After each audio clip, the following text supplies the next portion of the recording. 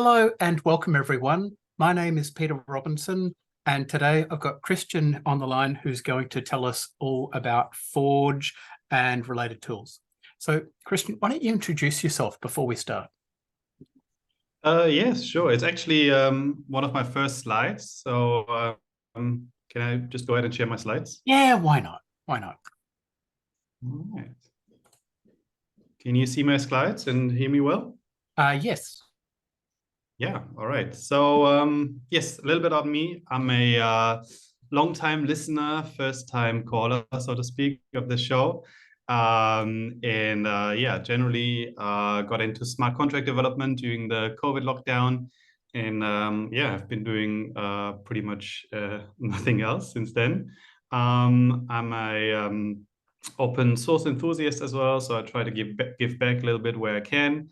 And yeah, since pretty early in the Foundry project, I'm a big fan, a heavy user, and even occasional contributor.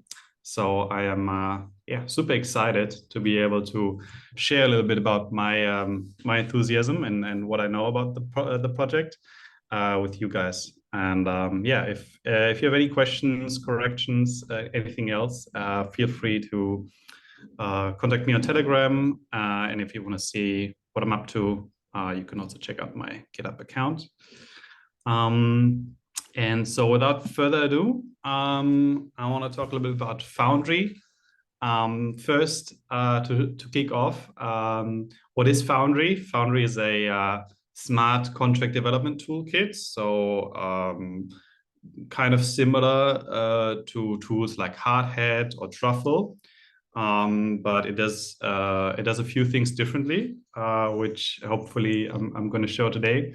It is as far as I know, it's an extended port of a previous project called DevTools.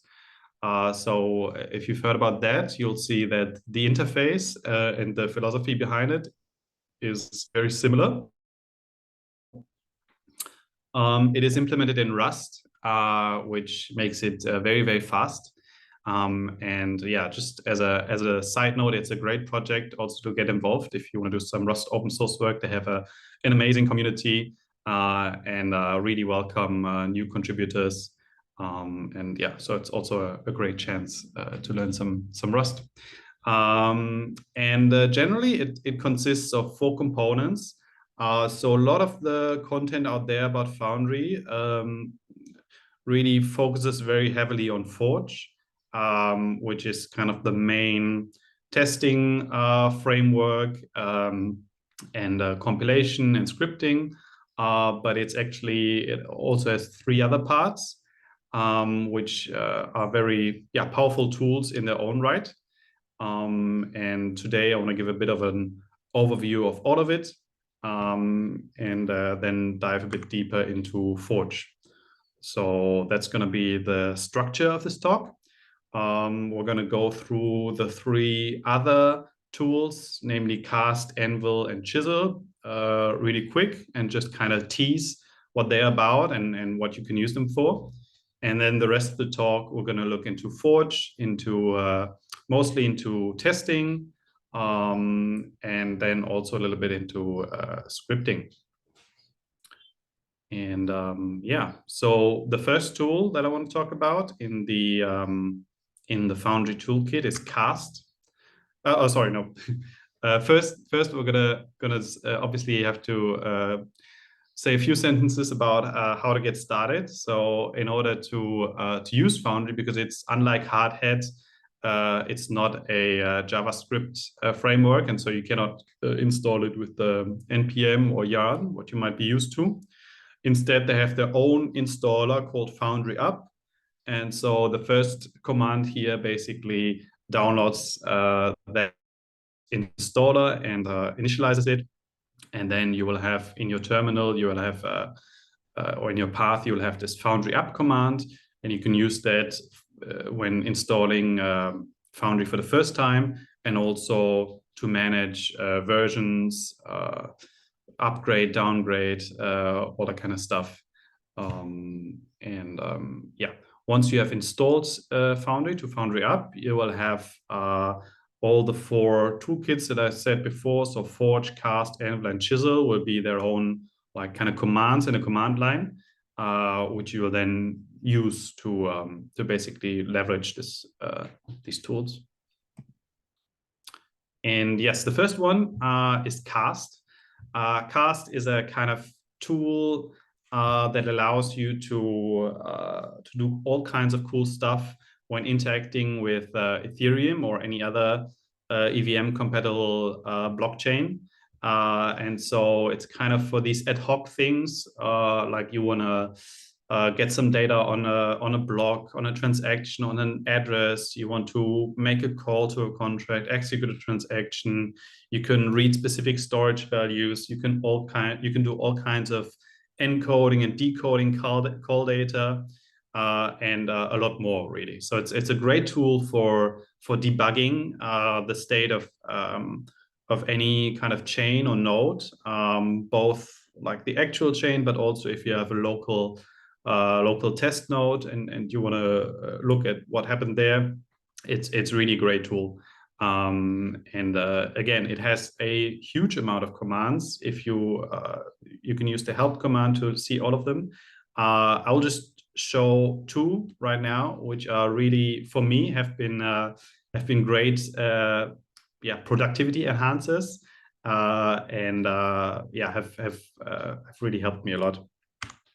So one example of something cool you can do at Cast is called Cast interface. And so if you run the command Cast interface and then the address of a contract, it kind of generates automatically a Solidity interface file for you. So I don't know about you guys, but sometimes when I'm working on a smart contract and I'm integrating a third contract, what I happen to do is look into their source code, copy paste the function signatures that I'm using, and then deleting the function body and all that kind of manual, quite tedious stuff to generate this type of interface.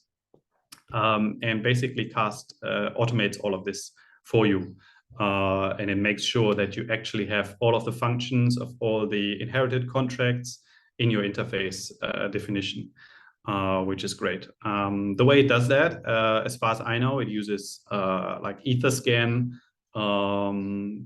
to get the contracts ABI and then generate this. So this will most likely only work for contracts that are verified on Etherscan or are part of what you're developing locally. But most cases that will be the case anyway. And yeah, this also works with other chains. Then you have to like give it a custom Etherscan URL. But yeah, this is like really a neat little trick that saved me a lot of time already. And then the second one is called CastRun. So CastRun, and this is really, to be honest, even just for this one command, I think is worth installing Foundry for. Anyone I've shown this has told me that this was a real game changer for them. And what it allows you to do is basically it's really good for debugging transactions. So what it will do is it will re-simulate a given transaction on a local EVM. So it will kind of fork the chain just prior to that transaction, and then it will, in a local EVM, rerun the whole transaction and give you a whole trace of all the external calls that were called, errors. It gives you gas usage. It shows you when there were delegate calls, so you can easily understand when there might be a proxy involved. It's really good at error tracing, so you rarely get the old, I don't know, reverted without reason or whatever that you might has frustrated me a lot in the past. If it runs out of gas, it tells you it ran out of gas, and all these kind of things. So it's really, really good at finding quite often what went wrong, or just generally understanding it. And it even, like all these tools, it can be run against a local node. So the scenario where I find myself using this the most is actually when I have a project where I'm using hardhat and I have some kind of error in my tests, and I'm not quite happy with the traces in hardhat. It doesn't give me enough detail. I don't quite understand what went wrong. I can run this command and get a whole more detailed view on the failed transaction, which is really, really great. And yeah, if you want to go really, really deep, you add the -- debug flag, and then it will even open a kind of interactive debugger, EVM debugger. So you can go through the transaction opcode by opcode and yeah, understand what went wrong. And yeah, it's I mean, this is a more advanced tool, but even without the debug flag, it helps me find the error in I would say 4 out of 5 cases. So that was Cast, or just a small subset of what Cast can do. The second tool is Anvil. Anvil is really just kind of hardhat node, but faster. So basically, it runs a local, a local node that you can run tests against. You have kind of unlimited ETH in that local node. It has all the features that you're used to, so you can fork the main net at a specific block number and all that kind of stuff. So in terms of in terms of functionality, it's really pretty much, as far as I know, exactly the same, but it's just a lot faster.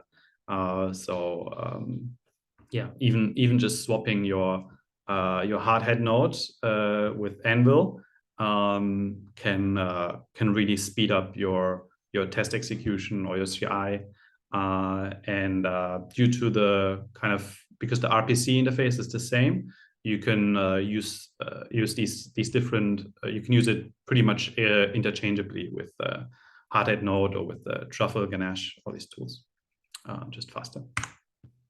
And then the last one before we go to the testing is called Chisel. This tool, to be honest, I haven't really used in my day-to-day work yet. I looked into this in preparation to this talk. It's kind of, it's rarely even mentioned when people talk about Foundry, as far as I know. But it's quite neat in my experience with it in preparation. I found it quite cool. And what it is basically a REPL, so a read, evaluate, print loop for Solidity.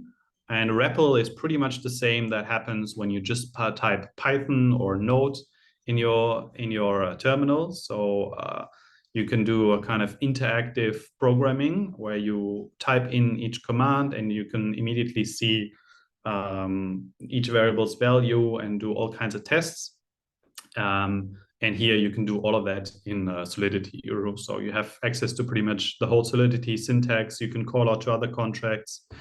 As you can see up there, you can specify a specific block number, and then the code will be executed as if it is a transaction at the beginning of that block. And so, yeah, I could see this also being very useful for some iterative development or some debugging. There's a lot of potential. Yeah. So before we go on to the main part, which is about the testing, does anyone have a question about these tools or about Foundry in general? I think there are a few questions in the chat. Yeah, sure. You want to read them out, maybe? Yeah. So I'll go to Adebenga's question. Can it be used to run integration tests? So this was the CastRun. So CastRun basically just reruns an existing transaction. So it reruns a transaction that has been submitted and included in the blockchain already. For integration tests, we'll look later at Forge, which is the testing tool for both unit and integration tests. So yeah, this is mostly for rerunning transactions. But if you have an integration test on your local node running and it fails, then you can use CastRun to debug that integration test and maybe find out where it went wrong. Yeah. So that value there, that 0xACFF, is the transaction hash, I guess. Yes. Yeah. Yes. Okay. So Dev asked, and I think they may have misunderstood. You had mentioned that it decode the function details, even software source code is not verified. And I think you were saying you thought it had to be verified for it to work. No, actually, I forgot to mention this because it's really cool. Of course, as a first, I mean, I didn't fully look into the implementation. It might have changed, but my understanding is such that it first checks if the contract is verified on Etherscan or any other explorer, and then it will use that. But it has a fallback, and it uses something called the 4-byte registry. This is like an online repository of function selectors. And it will, if the function selector is in this 4-byte registry, it can decode a function even if the contract is not verified on Etherscan. So obviously it cannot it won't work for any for all of them, but in many cases, yes, it can even decode unverified contracts. Okay, right. That makes sense. Yeah, the other one was a comment. So I don't have any questions. Does anyone else have any questions? All right. Yeah, go ahead, Christian. Yeah, so then the next topic and the main tool in the Foundry toolkit that we're going to talk about is Forge. And Forge is what sometimes people even use Forge and Foundry interchangeably when they're really just talking about Forge. And it's the tool that contains the testing, the deployment, the contract compilation, managing your Solidity project. So it's really like the core tool that you're using when you're developing a smart contract. So in that sense, it's kind of similar to functionality of things like Hardhat, but it has a bunch of differences. And the main difference is that everything, or pretty much everything you will be writing, is in Solidity. So the tests are in Solidity, the scripts in Solidity. Of course, the contracts that you're working on are usually, can be in Viper, but usually also in Solidity. So in most cases, you will have no context switching because you're doing everything in Solidity. And then it's also, as before, it's very, very fast. And because you're doing everything in Solidity and in a smart contract, there's a lot less boilerplate code when interacting with the chain. Also it has these improved error traces, what we looked at earlier with the CastRun, these kind of detailed traces you have in a lot of places in Forge, in your tests and everything. And then it also has some really cool advanced testing features that go beyond what you would normally do in the existing toolkits. And those are fuzzing and invariant tests. And we're going to talk about those later as well. And so basically you can do everything and more that you could do with the existing toolkit, and you're going to be a lot faster. Again, when you have installed Foundry, you will have the Forge command in your path. And so usually start by setting up a project using the Forge init command.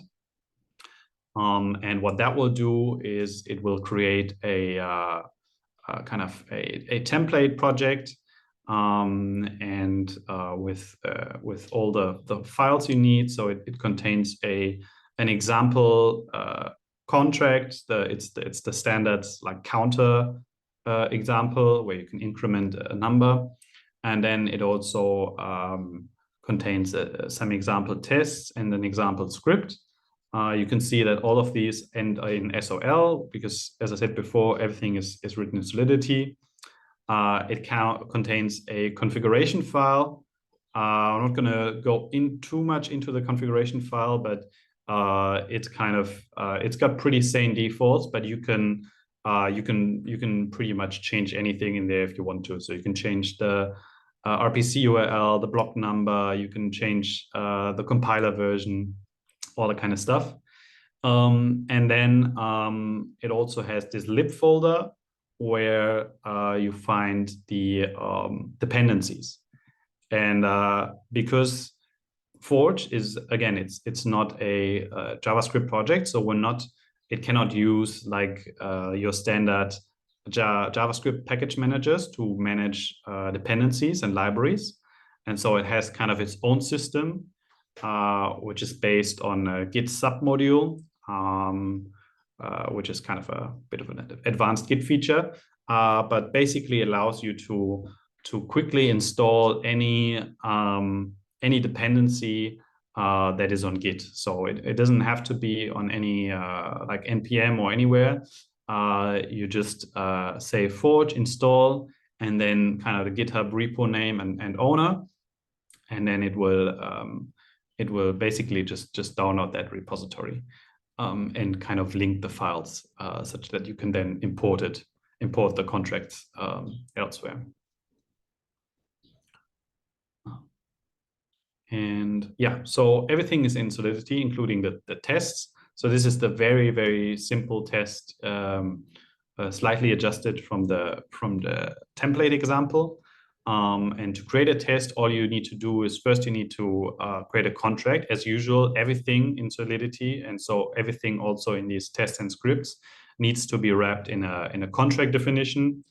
You inherit from this test contract, which is provided by Forge and which gives you access to all kinds of assertion functions and all kinds of tools that you need for your tests. And then, yeah, you have a setup function that is kind of run before every single test. So it's equivalent to before each in the JavaScript setup. So yeah, this function is run again before each test. So you can have a clean setup for every test.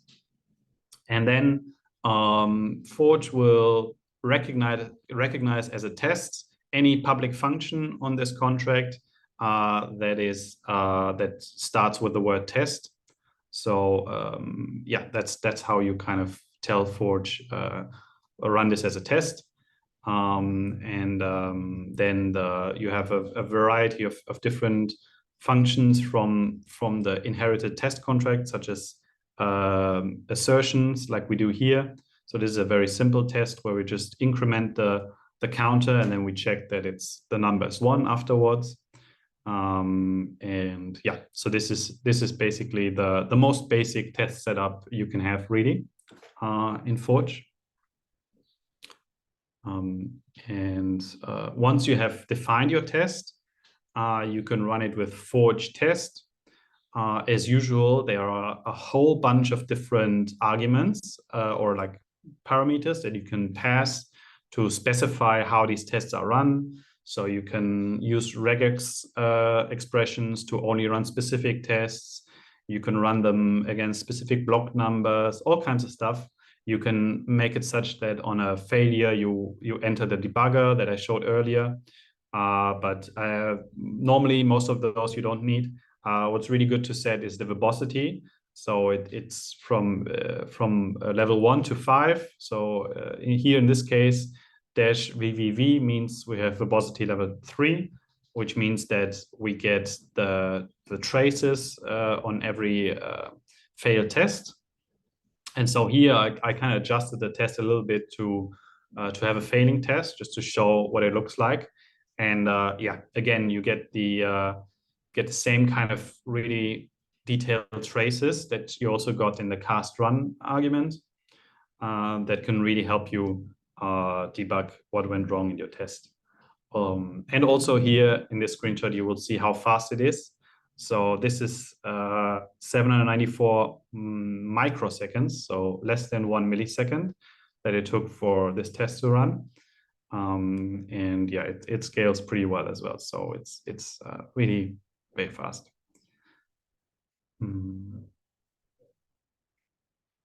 And yeah, no, any questions regarding how to set Forge up, how to initialize your project, how to run a basic test? Or anything else really? If not, then I guess I will proceed. So this was a very, very basic example. And in many cases in your tests, you actually want to do a little bit more. You don't just want to have these like basic assertions, but quite often you need to do things like, oh, I want to check that maybe only the owner can call a specific function or something else. So you, in many cases, you want to check that certain things don't work under certain conditions. So you want to basically check for reversions. And this is something where maybe you think, oh, I only have the normal Solidity syntax at my fingertips. It'd be pretty hard to do that. But Foundry has got you covered with that. So there are two ways of having a test that kind of checks for a reversion or a failure. The first, a little bit more crude example is to just add the word fail to your test name. So if it's test fail, then Forge will run this test and it will expect there to be a reversion anywhere in that test.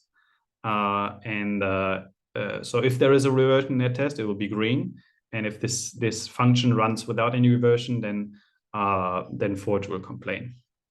Yeah, I would say the somewhat better way to do it is to use the expect revert function that also comes with this test contract, and that allows you to check for a specific reversion, so a specific reason error in the very next call.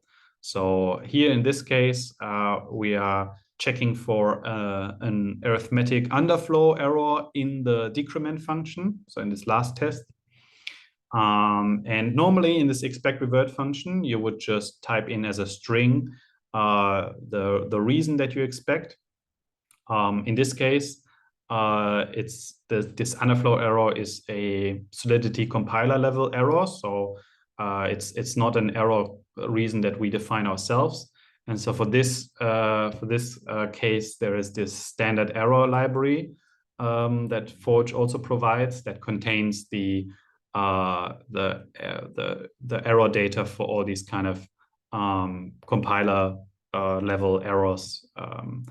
That is quite handy if you want to check for these kind of errors. But yeah, normally if you have an error you defined yourself, you just type in your error message there. And this is actually the first example of what is called cheat codes in Foundry. So this vm.expectRevert is a quote-unquote cheat code. And cheat codes are these kind of functions that are added by Foundry that extend the normal Solidity syntax to allow you to do all kinds of quote-unquote fancy stuff that you might want to do in your tests, but you normally cannot do on Ethereum. So using these cheat codes, you can control the message sender. So you can check, for example, your access control. You can control the block number, the block time, really anything about the state of the blockchain at the point of the test. You can check for reversions, what we just looked at. You can check for event emissions, which we're going to look at next.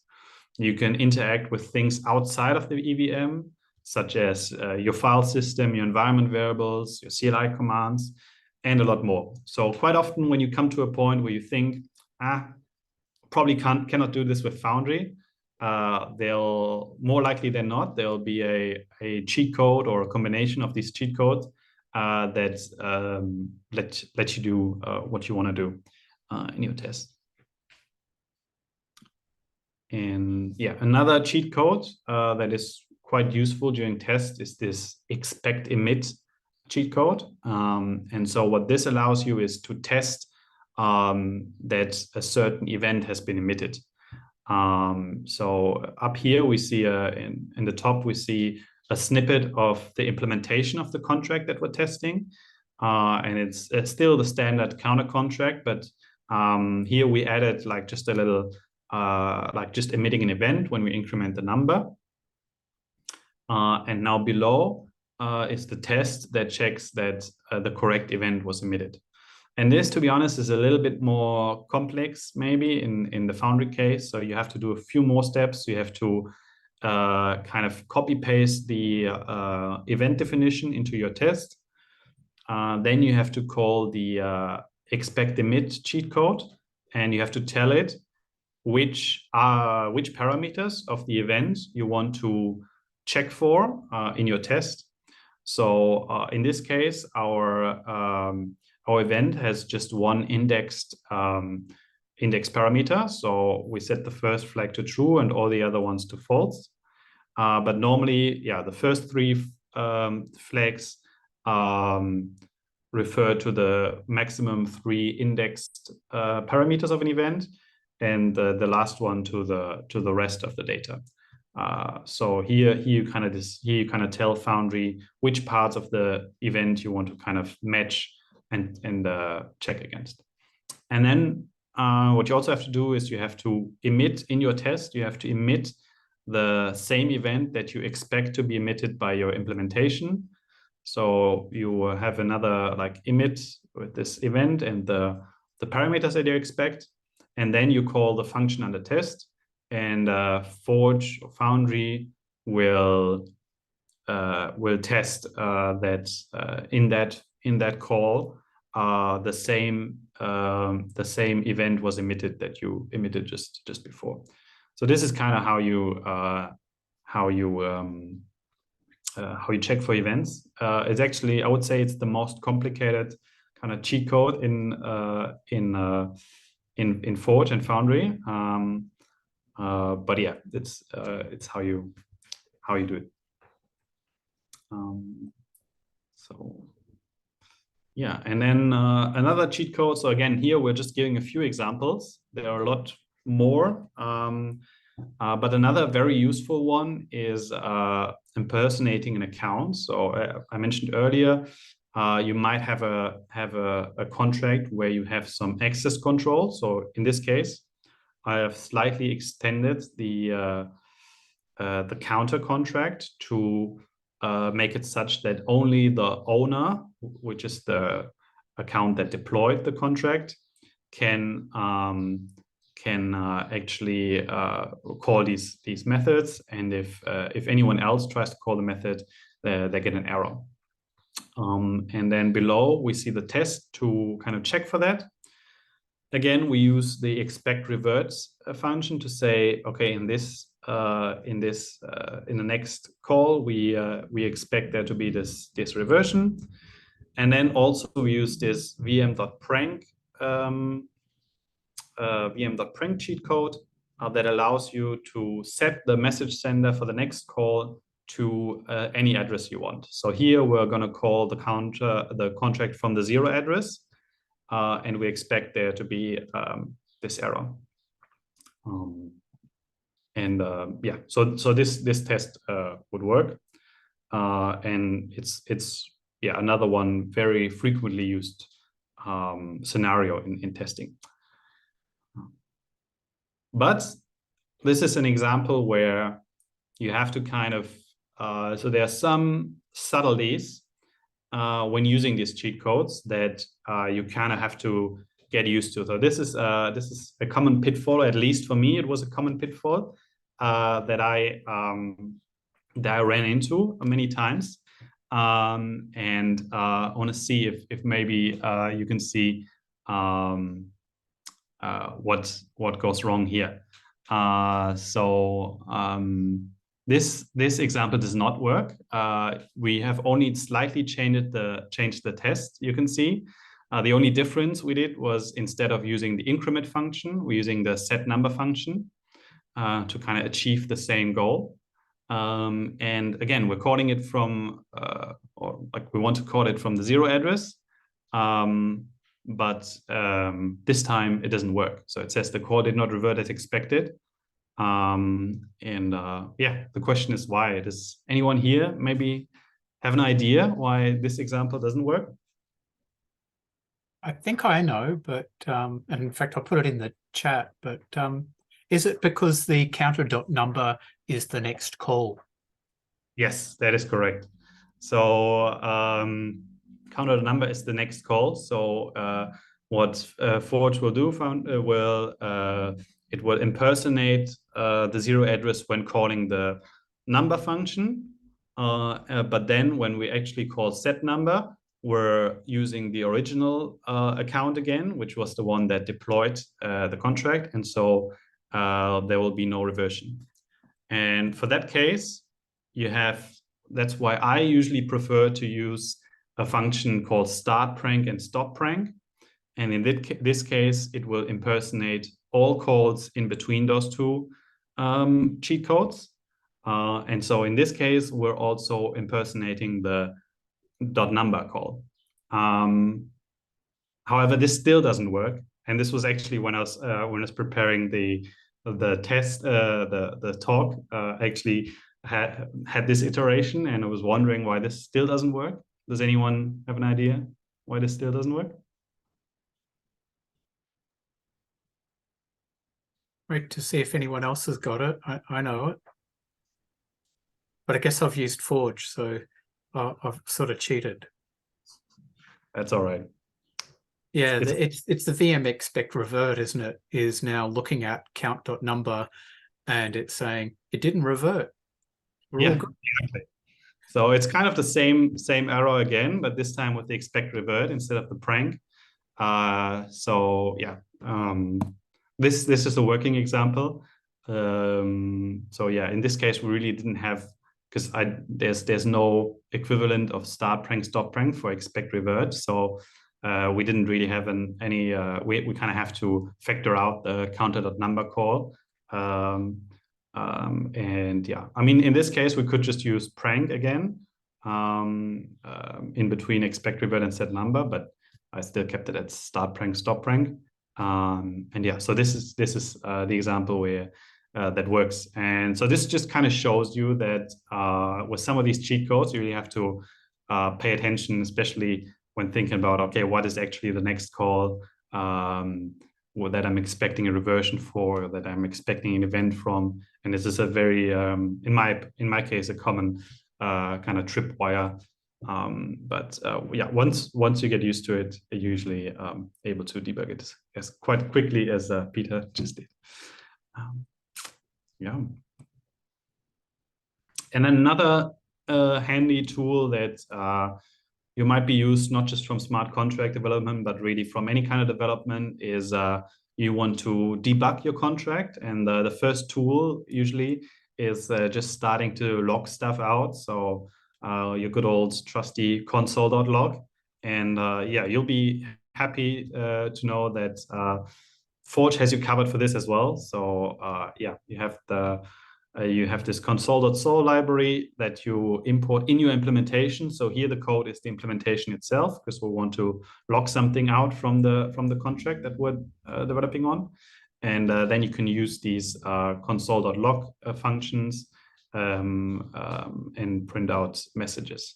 Of course, again, in Solidity, everything is very strictly typed. So sometimes they have different log functions for different types and stuff. So you gotta be a bit careful but generally it's once you use it once or twice, it's kind of the same that you used to maybe from JavaScript or any other library. And it's yeah, for me, the first tool to go to when debugging something. And you can see on the top that the log message is then included in your test output. And yeah, so this is kind of introduction to kind of basic testing. So far, we've talked about basically replicating a lot of the functionality of maybe what you're used to in your old toolkit.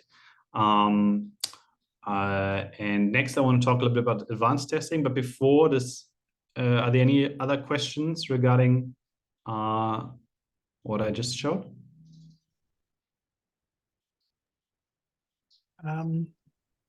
So Abdehiraman has put a question in the chat. I'll read it out. It's a question regarding Forge. How can we get off-chain non-solidity data for the test? Say real-time API call. So real-life example, writing integration test for a smart contract integration where we fork network at latest block, call off-chain APIs, for example, 1inch and some other bridge, build transaction call data based on both of the two last APIs calls and the other parameters. So is there a way of like integrating off-chain stuff into a call? Yeah, I mean, in this case, honestly, it's probably going to be a bit more hacky than what you do if you have a JavaScript-based library. But there are, as I said before, there are a lot of cheat codes to interact with both the file system and the console. So you can run any arbitrary command in your CLI, so in your terminal, basically. And then you can also, what you can also do is read in any JSON data. For example, there's a cheat code to read in a JSON file from the file system. And so what you could do is you could run, I don't know, the curl command to call an API, and then save the resulting payload on your file system, and then you can use another cheat code to read in that file and even get like a specific JSON object or JSON parameter out of it. But yeah, it's definitely a bit more hacky than what you'd be doing in JavaScript. And of course, it still has some limitations because you are still in Solidity. So anything you save in a variable has to be of some Solidity type. So there's kind of a limit of it can be a bit hacky regarding that. But for example, if you want to use an aggregator API that might return some call data, you should be able to do that using this kind of workaround, and then just reading in the call data from the file system, and yeah, doing that. But so yeah, very good question, and something that yeah, I've also sometimes struggled with. Yeah, great question. Any other questions? Right. Okay. Then yeah, let's go next to a little bit more like advanced testing. So looking at two features here that you normally don't find in your standard hard hat test toolkit. Although you might be able to implement them there, but as far as I know, they don't come out of the box. Whereas in Solidity, they do, and they're really quite powerful and quite performant.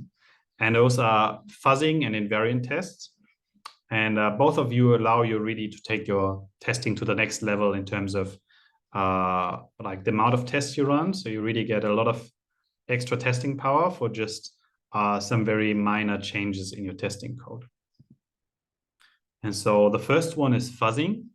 And what this will do is it will run your test over a large set of different inputs. So what you do here is you just add one or more argument to your test function. And then Forge will randomize inputs. It will generate a lot of random inputs for that argument or for multiple arguments. And it will run your test for every single random input.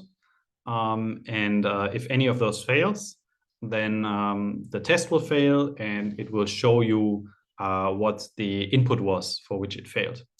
So here we're doing a very simple test where we're just using the set number function and we're subtracting 1 from it. So here we're quite obviously going to get an error if we run this test with the number 0. because it'll be an underflow. And this is what Forge shows us below as well. So you have to kind of learn how to read some of these messages. But if you look at the green sticker, you'll see that it shows you the arguments for which it failed. And in this case, it found it very quickly, so it ran only 10 times. But yeah, again, it's very fast, and you can configure the number of random numbers that it tests, so number of runs basically for your function. So you can have thousands or even tens of thousands of iterations with different random values. And so you can really get a lot of coverage. They're not 100% random if you think about this. Like there are 2 to the 256 different uins, so it's quite a coincidence that this test found the value 0. But yeah, I think it probably checks the ranges of the values first, and then does the random numbers afterwards or something like this. But yeah, if your number is 0, it will always find this very quickly. But yeah, it's in most cases it's still random.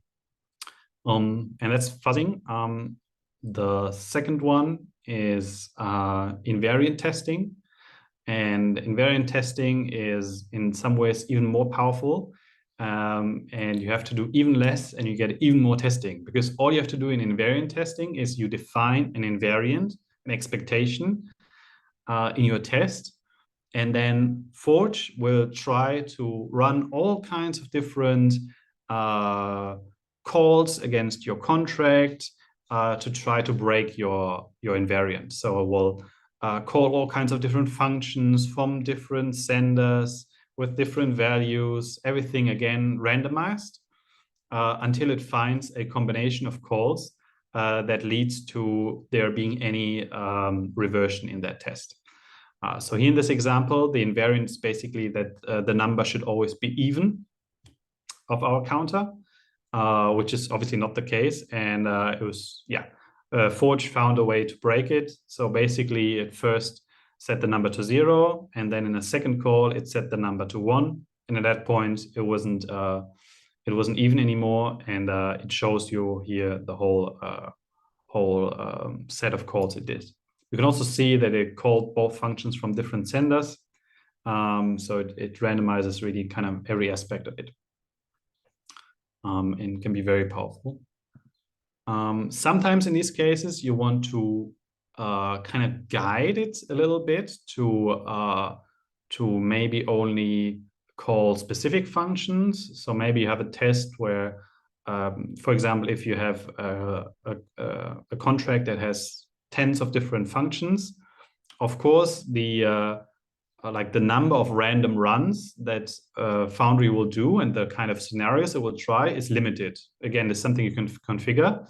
But so sometimes if you want to really get the best out of it and you already know that there's only like certain kind of functions that make sense to be called in that scenario, then you can tell Foundry to only call these functions or these contracts. So by default, it will try any function on any of the contracts that you defined in your test or in your setup function. But you can really have very fine-grained control. So in this example, we're telling Foundry basically to only call the increment and decrement functions on the counter contract. And yeah, there's a little bit of boilerplate here. You have to use this fuzz selector struct, which is defined by Foundry, and then this target selector function, all of this. But yeah, this is really just what it does, is limiting the kind of the scenarios that Foundry will try out when doing this invariant testing. And so yeah, you can have really fine-grained control and very advanced scenarios with this. You can have multiple contracts that it's allowed to call if you're testing a whole system. And yeah, again, it's a very powerful feature. And yeah, this is kind of a little bit of a view on some of these advanced testing features. Are there any questions regarding fuzz testing or invariant testing?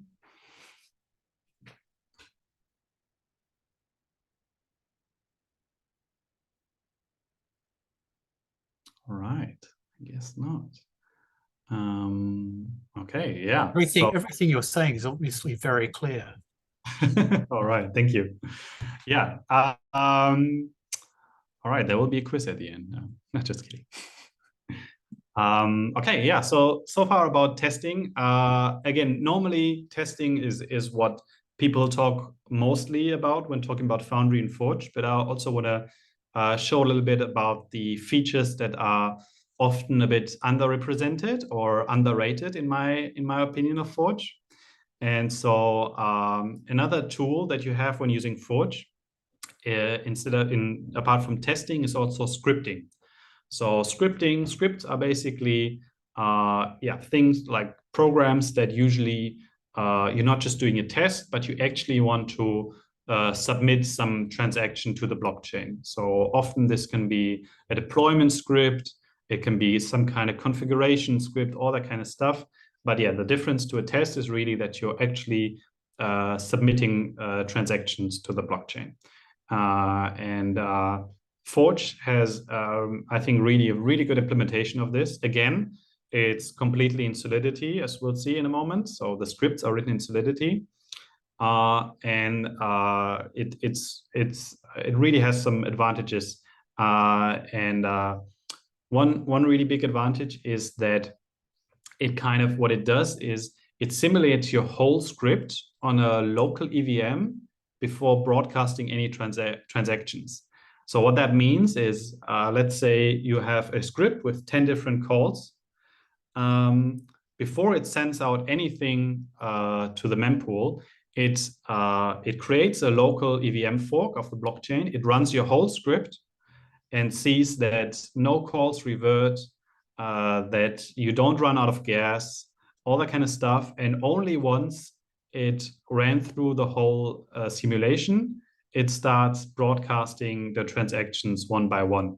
And this protects you from something that I have experienced sometimes in the past, is where you have a script and then in the middle of the script, I don't know, something goes wrong. You run out of gas, a call reverts, anything, and then you're in this weird state where your script ran halfway through, and you have to do all kinds of gymnastics to recover from that. And this has I don't think this has ever really happened, or very rarely in Foundry, because it has this kind of really killer feature in my opinion. And then it also has a really good management of like output files. So it keeps a lot of logs about all the transactions that you ran with which call data. And so it's really nice. You can look through these files afterwards to see what you did. And yeah, this is an example of the script. Again, it's our counter example. It's just a deployment script.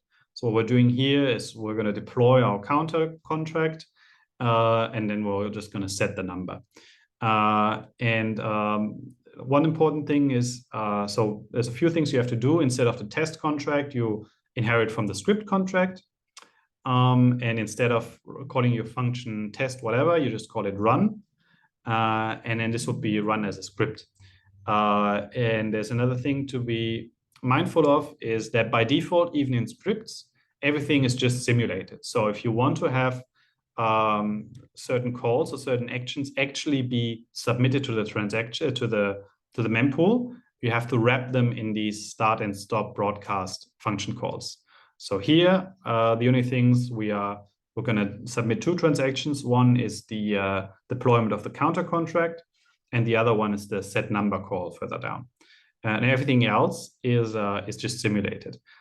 In this case, everything else is just a static call anyway, but this setup allows you to really have, inside of your script, you can have really sophisticated tests. So you can deploy something, and then you can run a couple of test transactions, or what would be transactions normally, to make sure that that your contract actually works as you expected.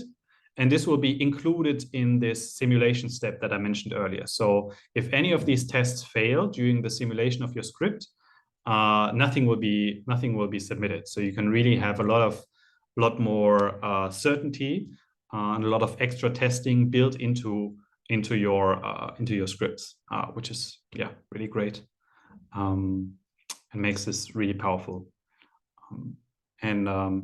So again, also you can have assertions here, like the script contract gives you you have access to a lot of the functions that we saw earlier during tests. So you can also do kind of all kinds of complex tests in your script combined.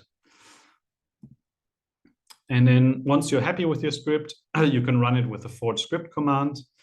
Again, you have all kinds of flags, parameters that you can set. One very important one is that even when you have marked certain transactions as to be broadcasted, you have to, in addition, add this broadcast flag to your forge script command. Otherwise, again, Forge will only simulate. So Forge is always trying to protect you here and always defaults to just simulating stuff.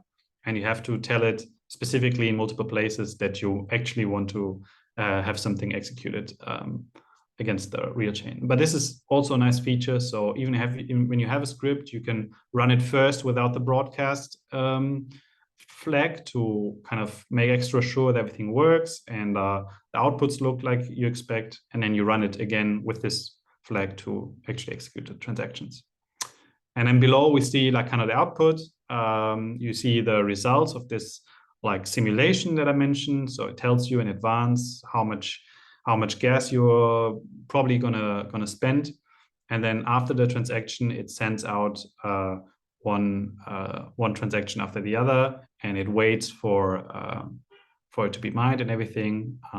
So yeah, and it's really good. Also, the nonce management is really good. So I said that it waits, but yeah, it works really well. So you never have any issues with nonce too low or some of this stuff that you sometimes can have in other tool sets. And yeah, this is Forge scripting, which I also use a lot.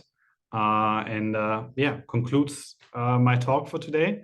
Again, this was meant as a bit of an appetizer of like showing how amazing this toolkit is. It's got a lot more functions than I've shown today, and a lot more that could fit in one talk. So there are amazing resources out there. The canonical resource to learn anything about Foundry is the book, which you can find at that URL, which is like a really complete documentation with tutorials and everything. So technically, it's really all you need to learn. But then there also included a bit more content in other formats. One thing I really liked is this smart contract programmer Foundry playlist. So he did a really good. It's a YouTube channel. He did a really complete Foundry course, much more than I covered here, but divided into like small bite-sized videos. So it's a great resource. And then also a couple of repos that you can look at. One really interesting is this hard hat Foundry template. So you might be thinking, oh, Foundry sounds great, but I have a huge hard hat project and I don't have the time to rewrite everything in Foundry. No problem. It's got you covered. You can use those tools side by side. You need to do a little bit of configuration, but it's really not too bad. And you can find it all in that template. And yeah, with that, thank you very much. And yeah, if you have any more questions, I'm happy to take more of those. Otherwise, I'll return it back to Peter. Hey, Christian. I did have a question, actually. Right. So you talked a lot about testing and fuzzing, sort of dynamic techniques. I'm wondering, is there any interest in doing any kind of static analysis using Forge? Sort of more static or compile time techniques? Yeah, so there is a linter. Mm-hmm. I forgot what the command is, but they do have a built-in linter. I'm not sure how much static analysis it does. It definitely does looks for decent formatting and syntax. Mm. I think it has also some best practices coded into it. But yeah, I forgot the name. I think it's something like Forge lint or something like this. But yeah, there's a linter for some statical analysis as well. Okay. Yeah, I mean, it seems like sort of static analysis is kind of the next step from your sort of invariant testing, basically, to start looking at some other properties there. Yeah. Yeah. I mean, there's also something else. I forgot. I think is it formal verification? I forgot. There's actually the next step beyond invariant testing is something where it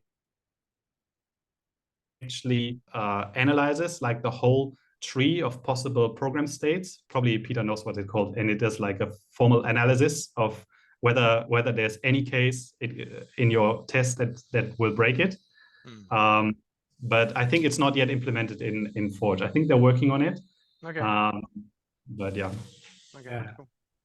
Oh, Okay, David knows an awful lot about that. I guess that's why I'm interested, right? But yeah, look, I mean, having run Slither recently in a project, it would be good if they had, I don't know, a version of Slither that doesn't essentially core dump integrated into Forge, so that yeah, because Slither itself, I don't know, maybe it's just the configuration I'm running or something, but golly, it's unreliable. Just as a tool, just seems to, you know, like randomly say, well, just because you can compile the code, I can't compile the code. You're going, but why? Anyway, so one question I had was, so we've got the Forge script command, and we're presenting a private key which is stored in an environment variable. And you know, for say if your contract's going to be protecting $1 billion, you really don't want to be doing that. You want that private key to be in hardware security module or AWS key manager or something. Is there a way of like using a key that's in HSM or a AWS key manager or something like that? I don't know. I haven't tried this. There might be. If not, there might be a PR or an issue on this.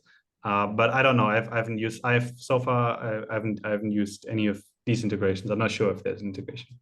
Yeah, because it looks like a really great idea where you essentially, you're forking the current chain, you say run your upgrade script, checking that everything's working okay, and then assuming everything's working okay, then you go, you know, and you actually do the deployment. But yeah, then you want to be deploying that from the real private key, which is a big deal. Yeah.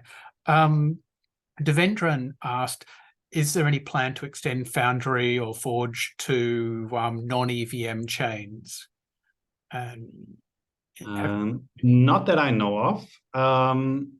Maybe something I should mention is they, as I said before, they have a really great open source community. They have a Telegram channel. They have a whole bunch of issues and a lot of also documentation on their GitHub of what they are planning as next features. I haven't read anything about non-EVM chains, but yeah, there might be. But I mean, it is based on like something called REVM, which is a Rust implementation of the EVM, which makes it really fast and which is at the core of Foundry. So yeah, it would be if they are planning to do this, I think it would be a very, very big effort and probably a more or less complete rewrite of the whole library. But who knows? Yeah, I think there's enough momentum around EVM that, yeah, I think non-EVM environments will end up being EVM environments. I mean, who knows? Maybe the others will survive. Let me go through this. So thank you for your talk, by the way. That was amazing. So it was very, very well done. Yeah, very much appreciated. Yeah, the virtual clapping. But yeah, let's go through this. So the merch store is open, and I think I've sold it somewhere between 50 and 100 t-shirts. So yes, you should. Now's the time. You know, there is always a time. And I am going to produce an Ethereum research t-shirt. I have an idea now, so I'll get around to doing that. Next slide, please.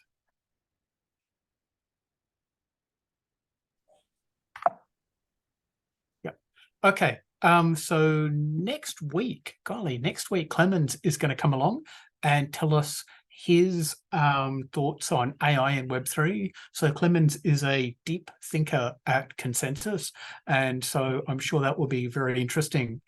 I'm going to talk about the Passport wallet and the immutable ZK EVM. So I'm going to talk about a new Web3 wallet that we've got at Immutable and convince you all that not only is it really easy to use, great if you've got a game, and so non-intrusive even when you're playing a Web3 game or a game, because aren't all games Web3 these days, or gonna be? So anyway, it's telling you all about Passport and broadly about the immutable ZK EVM and how that works. There is a talk that is very tentatively planned for 2 weeks after that, but I haven't got it there yet, and I'll just wait for it to be locked in. Then I'm going to talk about some ERC20 bridge improvements. So I've been, looking at these large hacks and thinking about, well, for Immutable, what can we do to make our bridges not, so hackable as these other projects?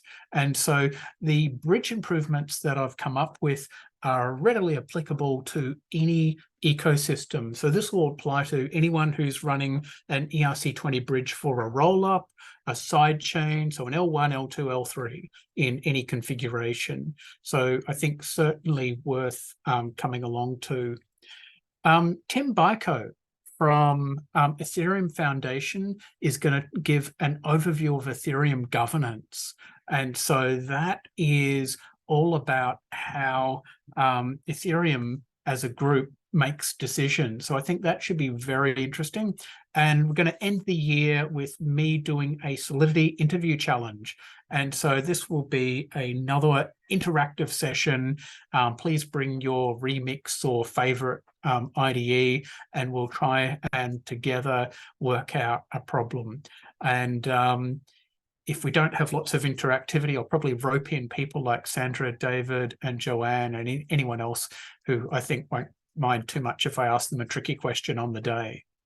Yeah. And Christian, can you move to the next slide, please? Just one more slide. Yes, okay. So if you're here today, there is a YouTube channel that you can watch the recording on. There is a Slack workspace. There's also a, if you're watching this on YouTube, you can join live and ask the tricky questions live. Sometimes there is example code, and that'll be on that repo. And there is the formal methods reading group still happening, David? I wonder, should I? No.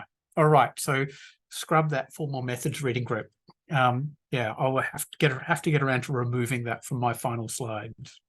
So yeah, so thank you again, Christian. That was really awesome, and thank you for your time producing that. That I know that would have been a lot of effort, and yeah, very, very much appreciated.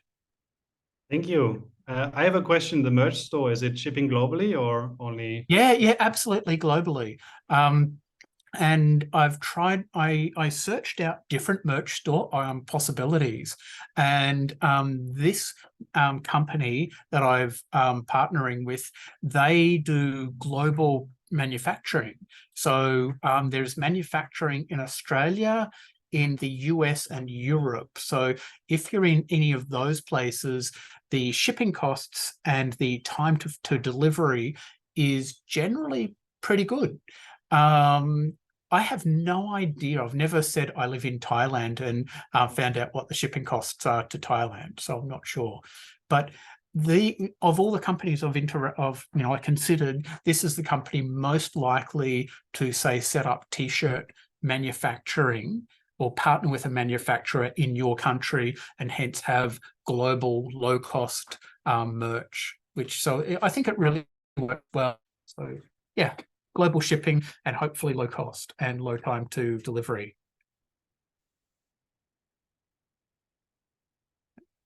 All right, so thank you everyone. Have a great rest of your day, and thank you again, Christian. Thank you for having me. Yeah. Thanks, Bye. Bye everyone. Bye.